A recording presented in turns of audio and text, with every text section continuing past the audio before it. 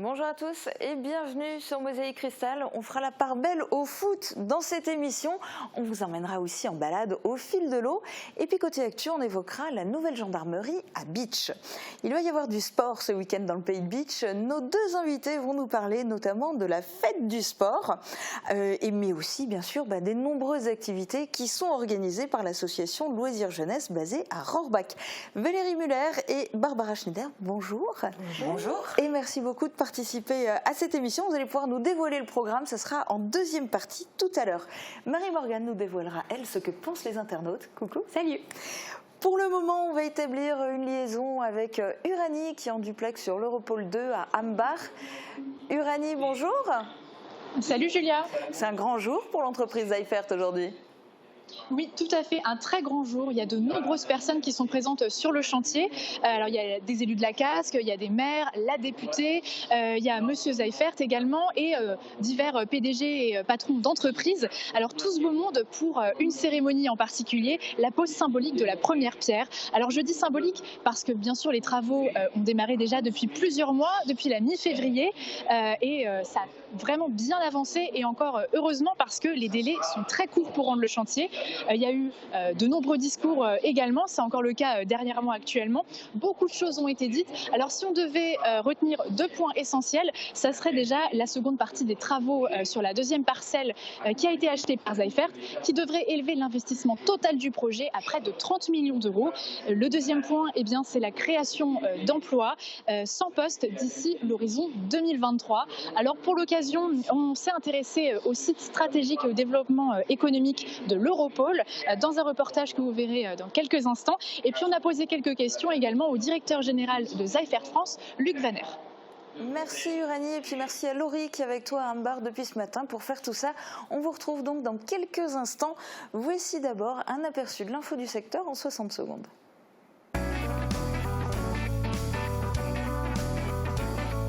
Gagnant toutes les semaines, toute l'année, c'est chez Best, votre centre commercial à Paris-Bersvillers. Bitche aura bientôt une nouvelle gendarmerie. Le ministre de l'Intérieur a donné son accord. Elle sera située rue du Général Stuhl, en face de l'espace Cassin. Selon le colonel Philippe Autain, le commandant du groupement de la gendarmerie de la Moselle, les travaux pourraient démarrer dans un an. Le coût du projet serait de 4,4 millions d'euros. À Ambach, le chantier de l'entreprise Seifert a bien avancé. Aujourd'hui se déroule la pose symbolique de la première pierre. Seifert devrait devenir le prestataire logistique du projet de construction du nouveau SUV du groupe Daimler sur le site de l'Europole 2. Il disposera ici d'un espace de 93 000 m². Léa Khelifi rend visite au FC Beausoleil. La jeune milieu offensive vient de signer au PSG. La footballeuse professionnelle a rendu visite aux filles du FC Beausoleil et a répondu à toutes leurs questions. Après des échanges, Léa Khelifi et les licenciés du club ont partagé un beau moment sur le terrain. Le bar à vin Haute-Villers ne se fera pas. Le projet de reprise de l'ancienne auberge Les Floralis devait proposer vin, dégustation de produits locaux et soirées dansantes. Mais le restaurateur a rencontré des difficultés pour obtenir la licence de débit de boisson. Déjà propriétaire d'un restaurant à Metz, impossible pour lui d'en obtenir une seconde à son nom selon la loi locale. Faute de partenaires, le projet est abandonné.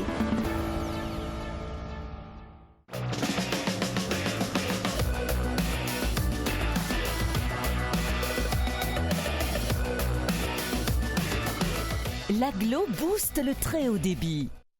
Côté météo, profitez bien du beau temps aujourd'hui parce que ça risque de commencer à se gâter demain. Marie-Morgane va vous détailler les prévisions de Météo France. Avec le Crédit Mutuel, partenaire des grands événements sportifs.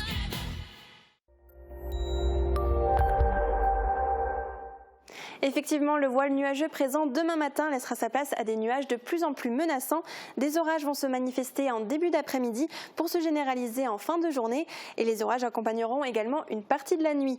Demain, nous serons le mercredi 19 juin et nous souhaiterons une bonne fête au Romuald. Le soleil nous accompagnera de 5h26 à 21h39. Face à la météo prévue pour demain, on va se réconforter avec un magnifique coucher de soleil. Merci à Adam Kratz pour cette photo qui a été prise à Médecin. Vous aussi, envoyez-nous vos clichés par mail ou sur notre page Facebook.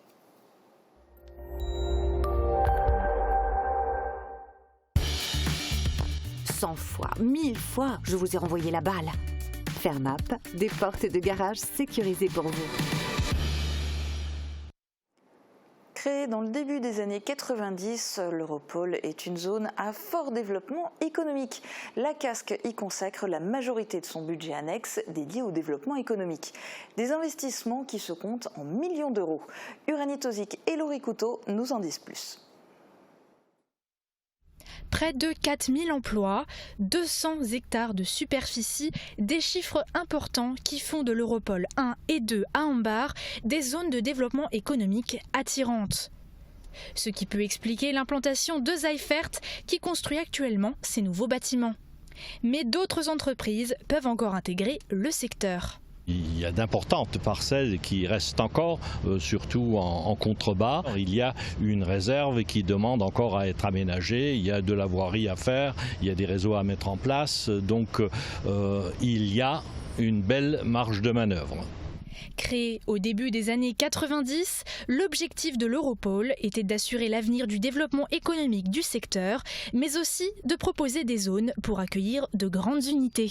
L'avenir nous dira si les choses ont bien fonctionné dans le sens qu'on souhaitait. D'ailleurs, c'est bien parti, comme vous pouvez le remarquer.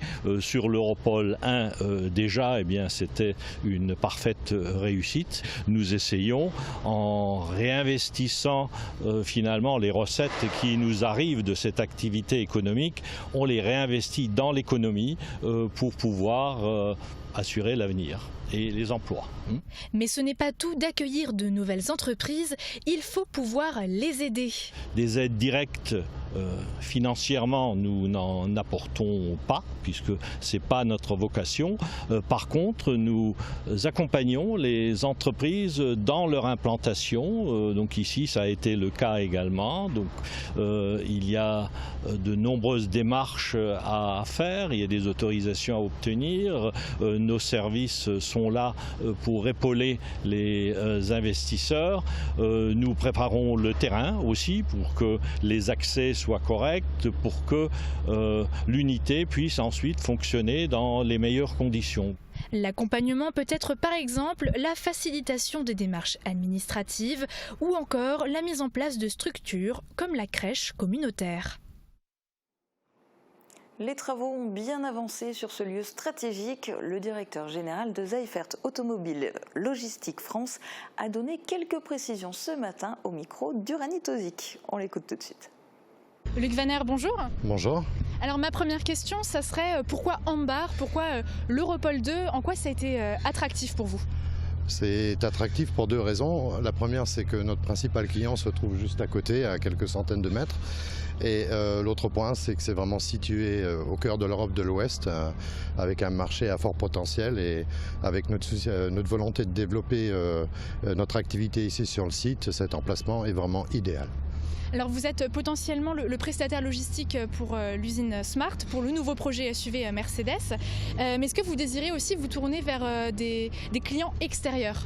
Bien sûr, nous souhaitons nous développer en France, donc très clairement nous sommes aussi à la recherche de clients potentiels, de nouveaux clients pour vraiment développer notre activité.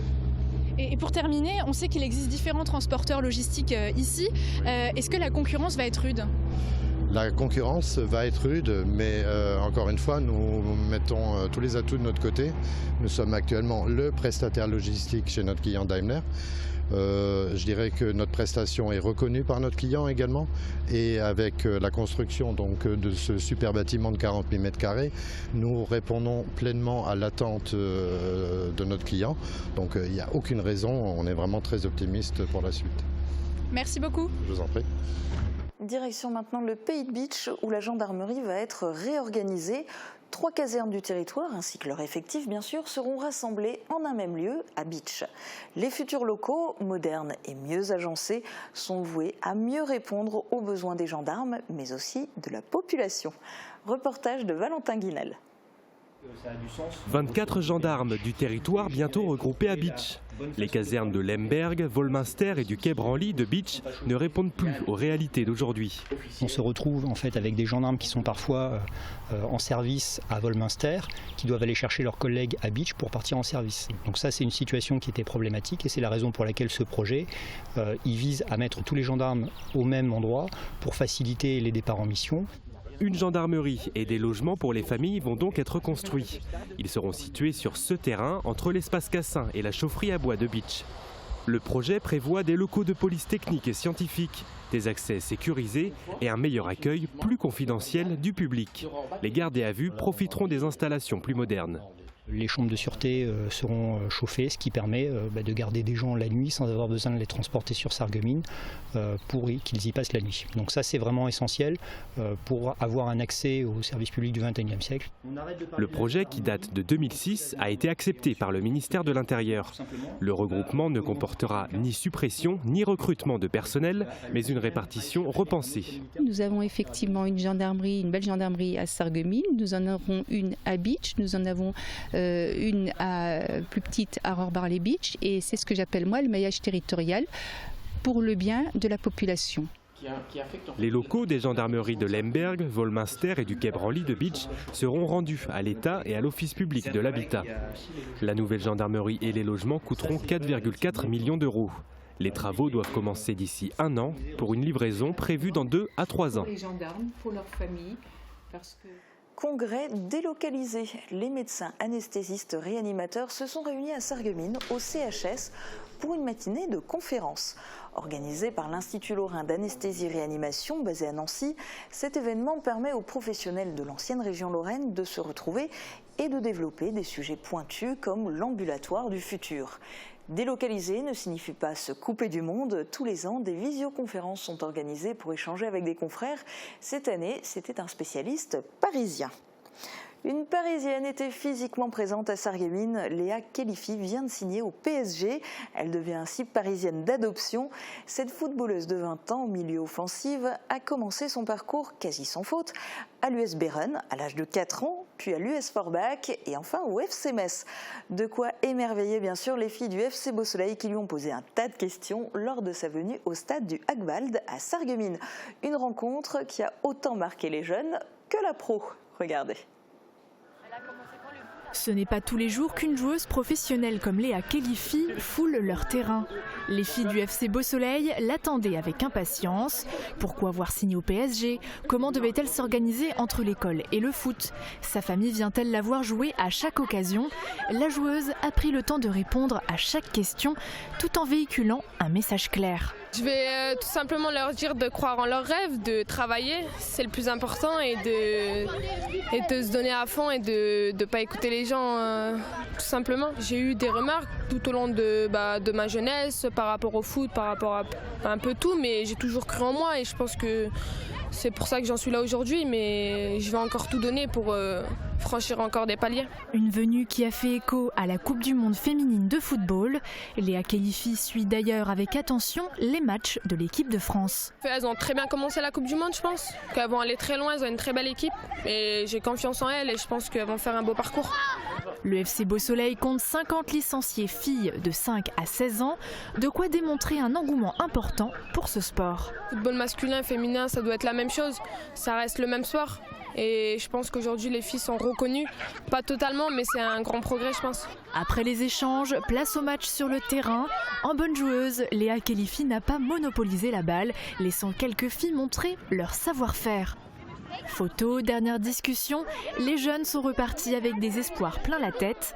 Léa Khelifi, elle, rentre avec un beau souvenir du club et la fierté d'avoir pu éveiller quelques vocations.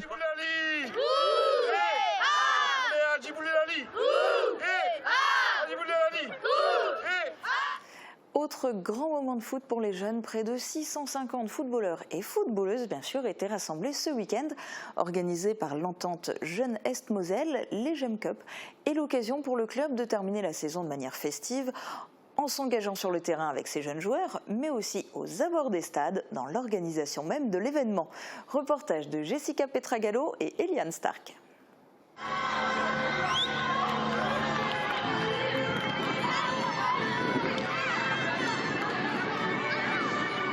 C'est une entrée digne des plus grandes compétitions.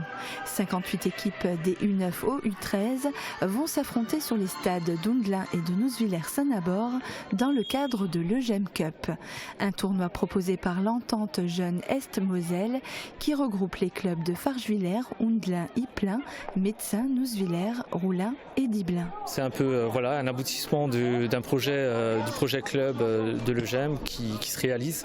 On a reçu le label Excellence il y a 2 ans de ça, et l'année dernière on a obtenu le label féminin. C'est pour ça que plusieurs équipes féminines viendront aussi s'affronter ici pour justement promouvoir le football féminin. On est en pleine Coupe du Monde féminine en plus, donc c'est une belle fête du foot. Les joueurs et joueuses évoluent sur le stade de Nousvillers, rebaptisé pour l'occasion Stade de France et Stade Vélodrome. Les U13 de l'Eugem s'apprêtent à disputer les demi-finales de l'Europa League face au FC Sarralbe.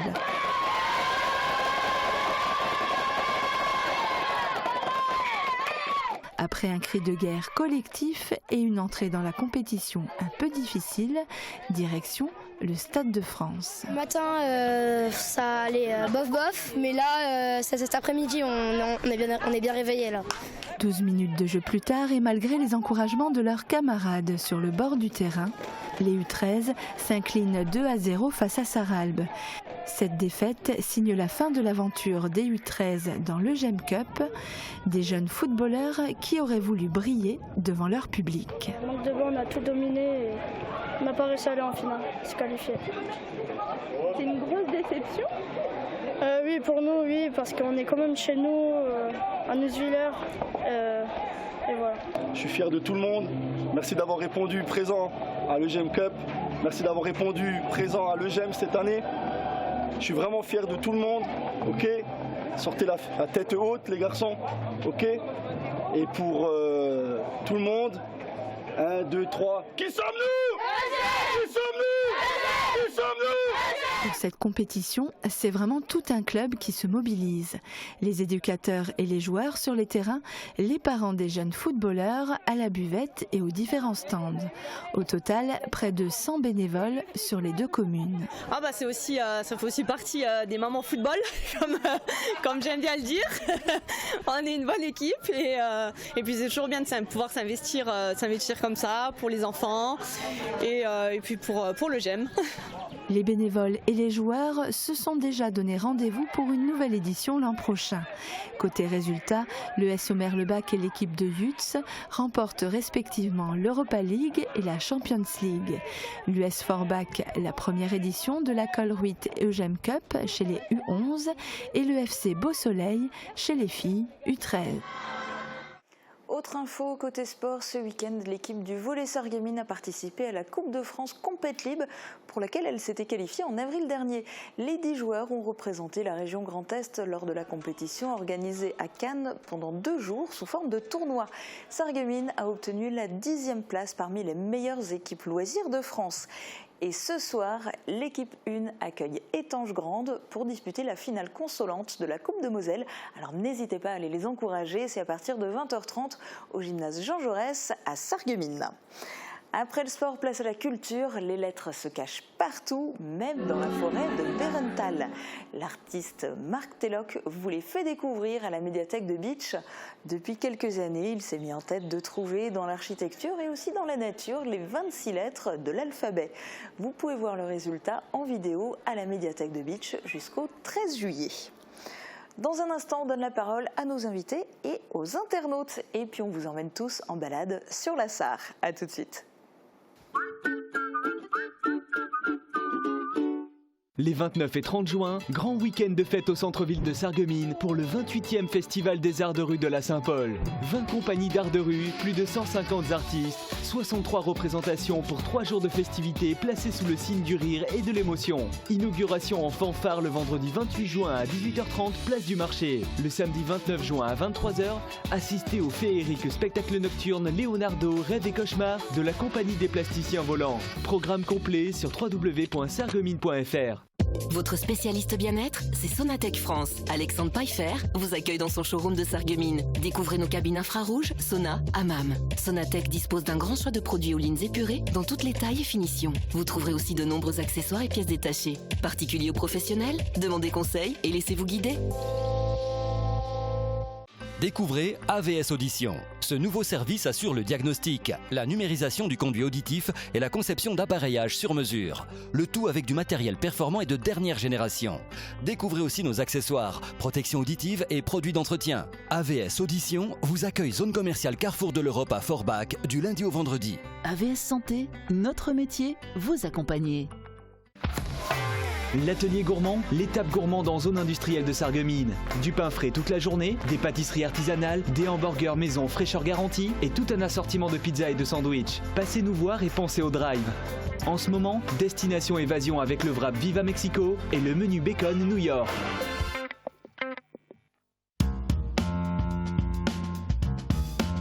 Ne cherchez plus, le roi des vins est à Stirin-Wendel. Plus de 2000 références de vin, une large gamme d'épiceries fines et des idées cadeaux pour chaque occasion. Le roi des vins, c'est du choix, des prix et des conseils. Le roi des vins à Stirin-Wendel, où choisir devient un plaisir.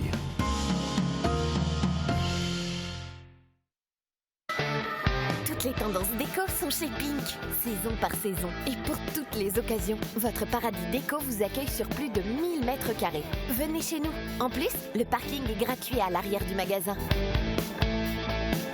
Pink, à Sarrebruck, à côté de l'Europa Galerie.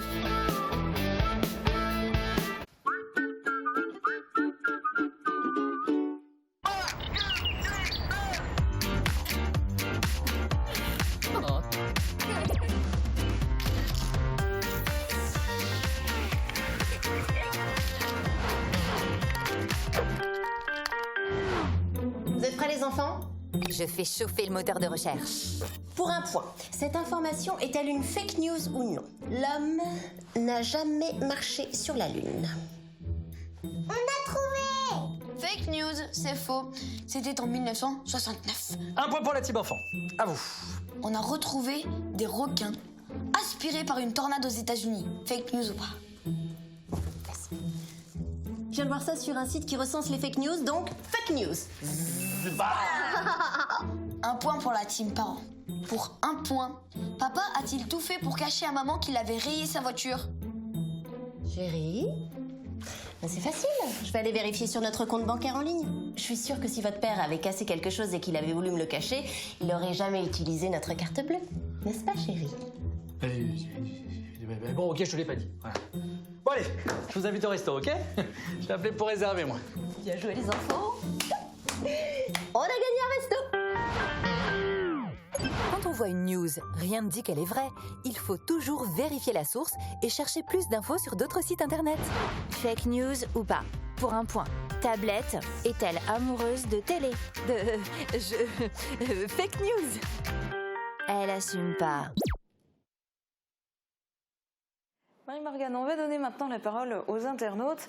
Hier, c'était un grand jour pour les lycéens parce que première épreuve du bac, la philo, mais c'était aussi un jour de grogne pour les enseignants avec des profs qui ont fait la grève de la surveillance et qui se sont mobilisés tout particulièrement à Sarreguemines. C'est ça, ils étaient près de 70 à manifester à Sarreguemines, à participer donc au mouvement de grève de la surveillance du bac. Et Myriam avait commenté « J'espère que les bacheliers ont pu passer les épreuves aujourd'hui ». Alors je peux la rassurer et rassurer tous les internautes qui étaient inquiets. Il n'y a pas eu de problème à Sarreguemines ni dans le reste de la France. Les épreuves ont pu se dérouler normalement. Les différentes académies ont en effet prévu un plus grand nombre de personnels convoqués pour assurer la surveillance. Et concernant la raison de leur mobilisation, la réforme du bac, les internautes ont des avis assez différents. Laura a écrit « Bravo », Daniel a commenté « Vous avez raison ». Et d'autre part, certains internautes comme Jacques ne partagent pas cet avis. Il a écrit « Ce monde de l'éducation ne changera décidément jamais, jamais content et réfractaire à toute réforme depuis toujours ». Et Magali lui a répondu « Le monde de l'éducation est bien en train de changer et plus vite que vous ne le pensez. Ce qui serait bien, c'est que ces changements aient lieu en tenant compte de la réalité du terrain et des remarques de ceux qui y sont confrontés tous les jours ». Merci Marie-Morgane d'être la porte-parole des internautes. Dimanche, ça va bouger dans le Pays de Beach. Valérie Muller, l'association Loisirs Jeunesse de Rohrbach fait partie des co-organisateurs de la fête du sport. Quel est le principe ? Alors le principe est de monter des projets en partenariat avec des associations locales, de préférence sur plusieurs sites. Ce que nous faisons du coup pour la deuxième fois, puisqu'il y a eu une première édition en septembre dernier. Le principe change un tout petit peu cette année puisque c'est en partenariat avec la journée olympique dans le cadre de la préparation donc des JO de Paris 2024. L'idée, c'est de donner envie à tout le monde de faire du sport, de faire découvrir des sports, de susciter peut-être aussi des inscriptions. Tout à fait. Donc, c'est le but pour les associations qui participeront dimanche à cette manifestation, de faire découvrir, de les inciter en fait à s'inscrire peut-être à la rentrée. Hein. Voilà, le but, c'est gratuit également. Donc, on appelle le plus grand nombre effectivement à venir participer à cette manifestation. Alors pour en profiter, rendez-vous dimanche à Beach pour du basket ainsi que du tir à la carabine et au pistolet. À Rohrbach, il y aura du judo, de la marche nordique et du fitness. Les lieux précis et les horaires sont sur le site internet de la communauté de communes www.cc-pays-de-beach/fête-du-sport.fr. Il n'y a pas que la fête du sport chez Loisirs Jeunesse Rohrbach, ça bouge toute l'année. Et puis pour les jeunes, vous proposez notamment les centres aérés. Est-ce qu'il reste de la place pour cet été ? Alors on propose en effet 5 semaines de centres, 3 sont déjà complètes, donc il faut aller vite pour s'inscrire pour les 2 dernières. Et on a aussi d'autres activités en plus des centres aérés. Oui, on a notamment 2 centres de vacances qui sont d'ores et déjà complets depuis un moment d'ailleurs. Donc les colos ? Et les colos, les anciennes colos, tout à fait. Et des stages multisports, d'art plastique et de danse également qui sont proposés durant l'été. Et puis pendant les centres aérés, je suppose qu'ils font plein de choses les enfants, c'est ça ? Alors ils font plein de choses, on essaye d'avoir autant des activités d'expression manuelles, sportives, plus une sortie à la piscine chaque semaine et une grosse sortie à la journée selon le thème du centre. Type parc d'attractions, etc. On s'adresse à un public de quel âge ? Des 4-11 ans. Des 4-11 ans. Donc il reste encore quelques créneaux. On peut s'inscrire. Du coup, là, c'est sur votre site internet loisirs-jeunesse.fr. Voilà. Tout à fait. Le mieux, c'est de se rendre même directement chez nous au bureau. Et ben voilà, donc rendez-vous à Rohrbach. Il y a une grande nouveauté aussi là qui se profile pour votre association, c'est que à partir de la rentrée scolaire de septembre, c'est vous qui allez gérer le périscolaire de Rohrbach. C'est un énorme dossier, ça. Tout à fait, c'est très intéressant et en fait on est parti donc pour reprendre la gestion à la fois du périscolaire et de la cantine. La commune souhaitait en effet confier cette mission à un prestataire extérieur, donc nous avons été retenus. On a fait plusieurs propositions à la commune et elle a décidé d'agrandir encore l'offre proposée. Donc nous allons proposer un accueil le matin, entre midi donc la cantine, le périscolaire le soir et l'étendre au mercredi toute la journée, alors qu'avant la commune ne proposait que l'accueil du matin. Qu'est-ce qui vous a motivé à postuler pour parce que vous dites on a été retenu, ça y est, c'est sûr, ça sera vous, mais au départ, il y a eu un acte de candidature. Oui, parce que Loisirs Jeunesse propose des centres aérés depuis 1995 sur Rohrbach et donc on sait faire, on a le personnel qualifié, on a par rapport à tous les gros dossiers CAF, conseil départemental, on a les connaissances puisque ça rejoint quand même beaucoup les accueils de loisirs. Donc, et puis voilà, on est ancré dans le village depuis 1995. Donc on connaît les enfants, les partenaires extérieurs. Pour nous, c'était une évidence. Et puis connu et reconnu. Et puis vous le disiez, les connaissances et les compétences, mais pas forcément les forces vives nécessaires. Là, c'est une énorme dose de boulot qui se rajoute, donc je suppose que vous recrutez. Tout à fait. Donc on reprendra évidemment le personnel communal déjà en place et en plus on recrutera minimum 2 animateurs à temps partiel. Donc on lance un appel. Si vous êtes intéressé, n'hésitez pas à vous adresser à l'association. Et en plus, évidemment, un directeur qui sera rattaché au périscolaire que nous venons tout juste de recruter. Et pour les enfants, plus précisément pour leurs parents, les inscriptions, c'est à partir de quand? Septembre. On débutera fin de l'été, dernière semaine du mois d'août. Et de toute façon, nous aurons une réunion d'information avec les élus et les parents pour leur expliquer toutes ces choses-là. Et puis, je vous le garantis déjà, on viendra vous faire un coucou avec la caméra, histoire de montrer comment ça se passe. Avec plaisir. Merci beaucoup à toutes les deux d'avoir été avec nous aujourd'hui. Bonne continuation, bonne fête du sport aussi, du coup, puisque c'est donc ce dimanche à Beach et à Rohrbach. Le mardi, les jeunes sont mis à l'honneur. Marie-Morgane, qui nous présente-t-il aujourd'hui? Alors, on va rencontrer Arnaud et son kiff à lui, c'est la photo. Regardez. Je m'appelle Arnaud Schaffhauser, j'ai 19 ans, je suis en BTS audiovisuel et ma passion c'est la photo. J'en fais depuis que j'ai 16 ans. Je fais ça très souvent dès que je peux, dès que je suis souvent avec mon appareil partout où je pars en vacances ou n'importe où. Je fais différents types de photos, je fais aussi bien du portrait que du paysage, que des trucs un peu plus artistiques. J'ai appris de moi-même en regardant des vidéos sur internet, en lisant des magazines, en discutant avec des professionnels. C'est vraiment un ensemble. Vous pouvez trouver mon travail sur mon site internet et sur les réseaux sociaux en tapant Arnaud Schaffhauser. Merci Arnaud et bravo pour tes magnifiques photos. Si toi aussi tu veux participer à notre rubrique C'est mon kiff pour nous parler de ta passion, tu peux nous envoyer tes vidéos par mail ou via WhatsApp au 06 81 82 40 33. Merci Marie-Morgane. Cette semaine, notre magazine On Tour vous emmène sur l'eau. Flora embarque pour une petite croisière sur le canal de la Sarre. Et ouais, ça sent bon les vacances. Je vous laisse en profiter en vous souhaitant une très bonne journée. À bientôt.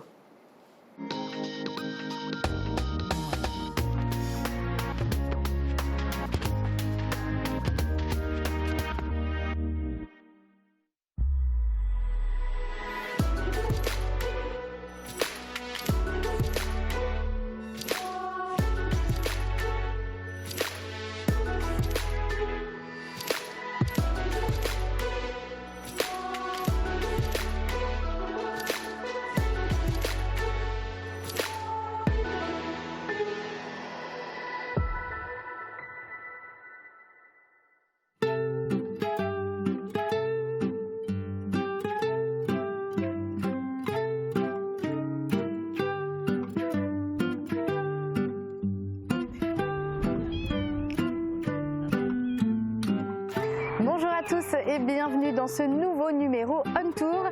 Nous sommes au port de Sarreguemines et on s'apprête à prendre le bateau pour un voyage sur le canal de la Sarre.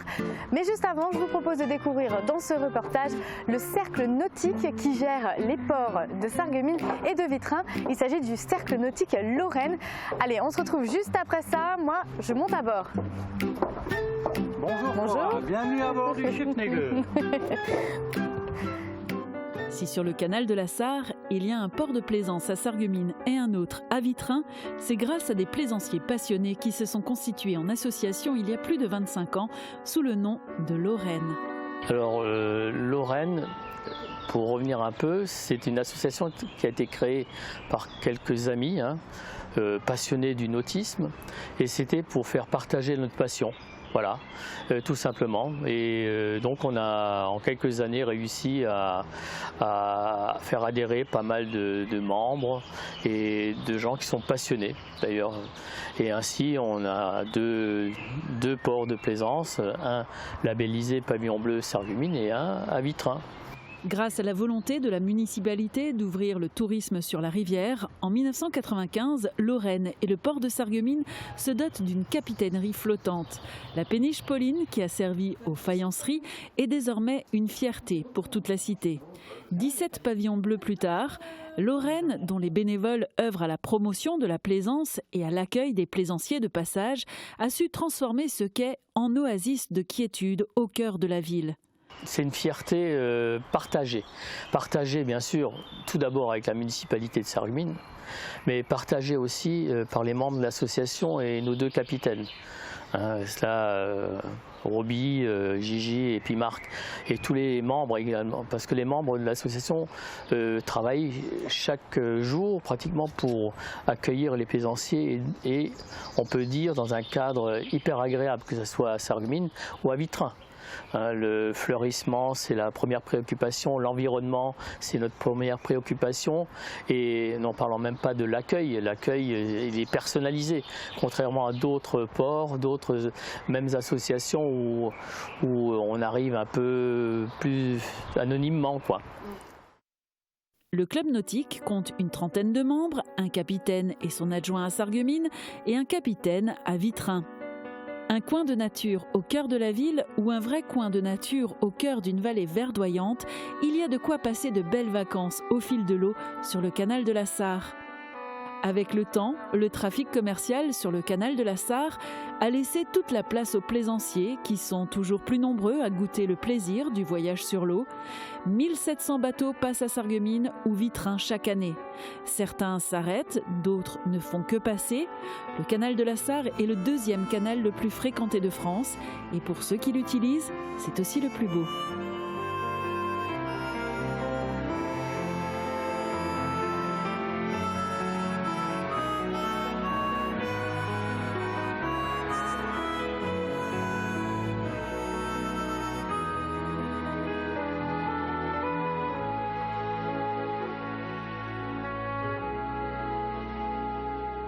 Avec l'ouverture de Gunningen, la réfection de l'écluse de Gunningen, c'est l'entrée de la France en réalité. On est à la porte d'entrée de la France et donc on est très fiers que cette première escale sur Sarreguemines, les plaisanciers doivent garder un très bon souvenir.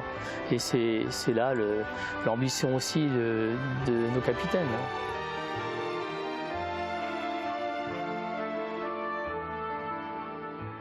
Roby, vous êtes le capitaine adjoint du port de Sarreguemines.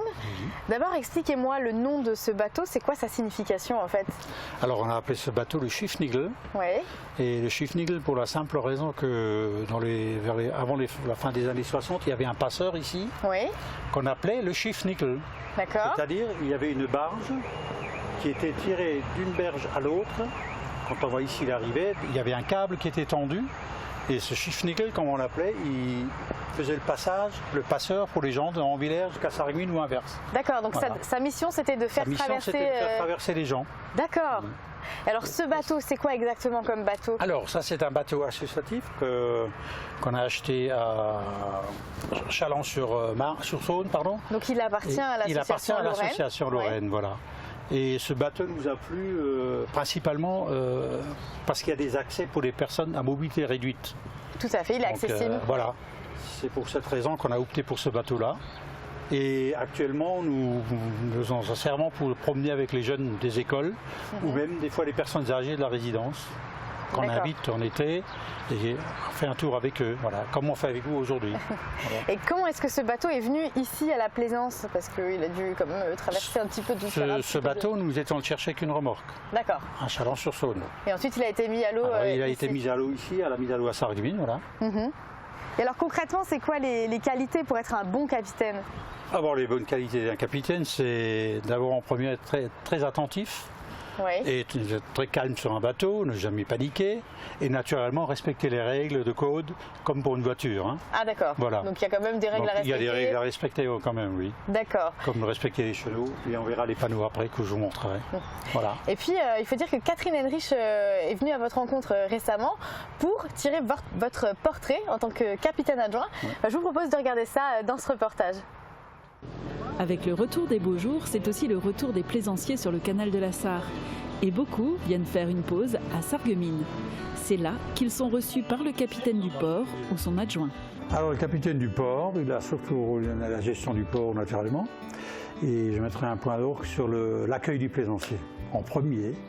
Car le plaisancier, quand il vient ici, ils sont en vacances. Et il n'y a rien de mieux quand vous êtes bien accueilli dans un lieu où vous êtes tranquille et on se repose.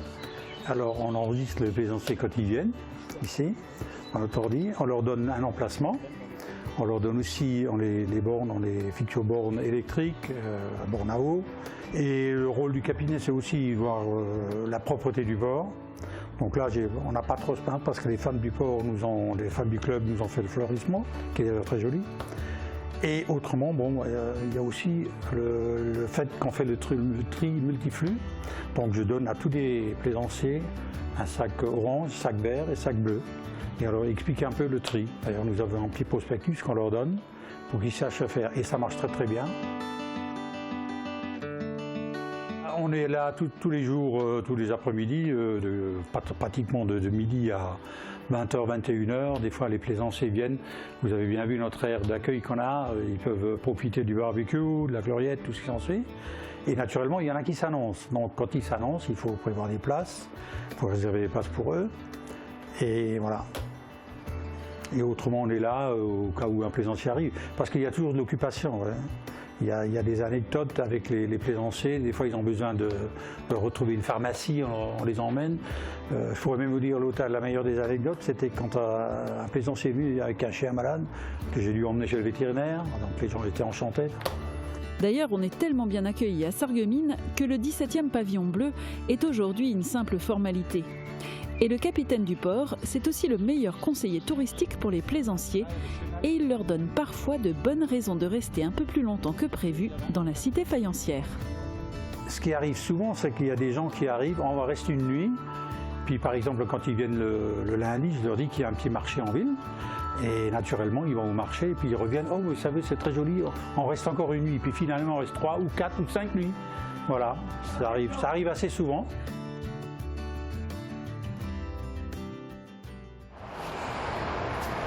Marc, vous êtes le capitaine du port de Vitrin cette fois. C'est ça. Alors expliquez-moi comment ça se passe à Vitrin, qui vient accoster à Vitrin? C'est un port de plaisance aussi, donc il y a du bateau qui arrive, c'est des plaisanciers, soit c'est du bateau de location ou bateau privé qui arrive. J'ai une capacité de 15 bateaux, d'accueil de 15 bateaux sur Vitrin. Donc c'est des familles qui viennent, c'est des retraités, des gens... Ouais. Toutes les nationalités. J'avais là récemment, j'avais des Australiens qui étaient chez moi. Donc, on voyage pas mal. On voyage pas mal. Il y en a beaucoup qui viennent sur notre région. Et les visiteurs sur une année, ils sont nombreux. Il y a une période, j'imagine, un peu plus importante. Bon, on a toujours la période estivale qui est bien prisée. Et donc, on a de passage pratiquement tous les soirs. J'ai 3 à 4 bateaux le soir. Oui, quand même. D'accord. Et puis aussi, via l'association Lorraine, on peut passer son permis. Oui, nous organisons la préparation au permis côtier et fluvial. C'est un bateau école qui vient sur Sarreguemines. D'accord. Et nous organisons en mettant à disposition la salle et bénévolement on fait donc les cours le dimanche matin. Ça se passe les dimanches matins. Et vous avez votre permis depuis combien de temps? Moi, ça fait plus de 10 ans que vous naviguez? Que je navigue et que j'ai mon permis. Avant, je faisais de la voile. D'accord. Autre chose. Je passais au moteur un peu plus tard.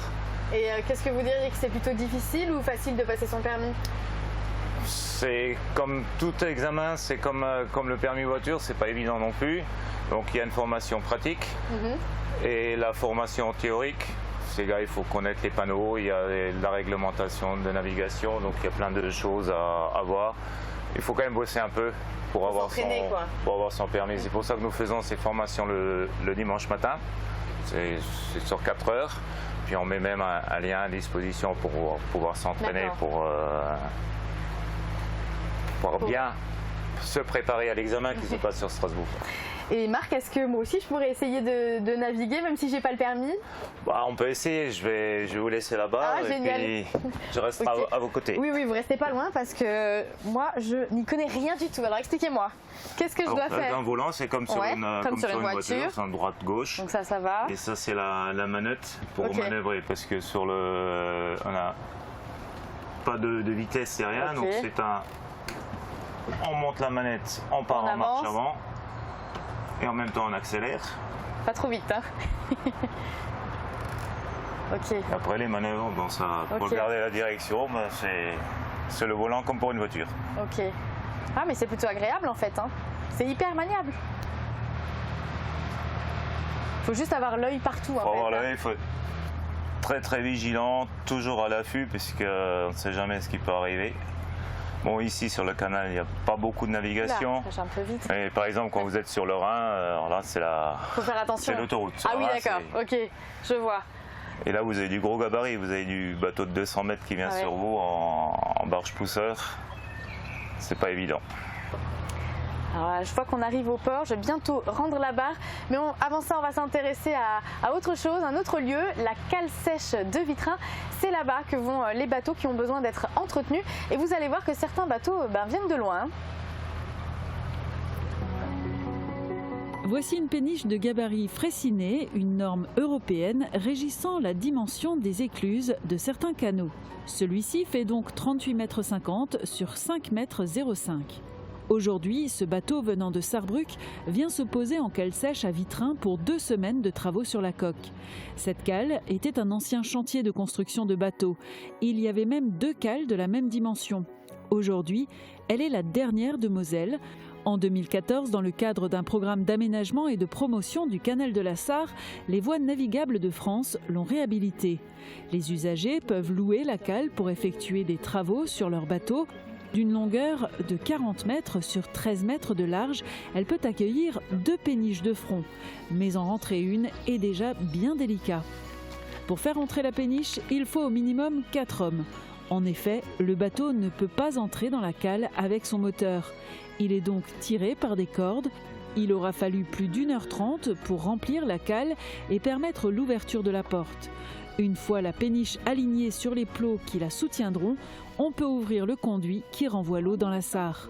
Les gros bateaux qui viennent se poser ici restent entre 15 jours et 1 mois, parfois plus en fonction de la nature des travaux à effectuer. Certains bateaux viennent de Nancy ou Pont-à-Mousson. Celui-ci devrait repartir pour Stuttgart. Voilà, notre émission sur le canal de la Sarre se termine, mais pas ma balade. En tout cas, si vous souhaitez plus d'informations pour passer votre permis ou tout simplement profiter d'une belle balade, rendez-vous sur le site www.lo-rennes.fr. Allez, à la semaine prochaine.